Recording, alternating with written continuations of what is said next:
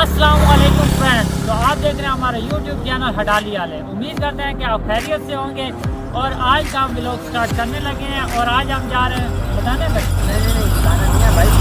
आज आप जुड़े रहे हमारे साथ इंशाल्लाह। आज आपको हम बहुत ही बेहतरीन जगह पर लेके जा रहे हैं। आज हम एक नई जगह पे जा रहे हैं और जुड़े रहिए हमारे साथ। आज आपको सारा विजिट करवाएंगे और हमारे चैनल को सब्सक्राइब करें, बेल आइकन ऑन करें।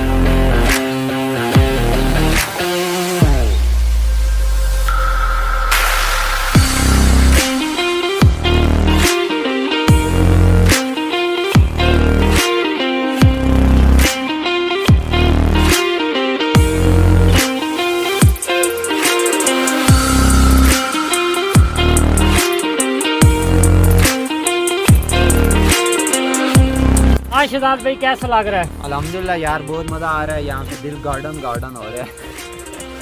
ये आपका फर्स्ट एक्सपीरियंस है मेरा ये पहाड़ों पे आने का। अच्छा, काफ़ी अच्छा महसूस हो रहा है। मतलब पहाड़ भी काफ़ी अच्छे हैं। लास्ट टाइम जो हम गए थे उनसे काफ़ी अच्छे पहाड़ है और ऊँचे भी हैं।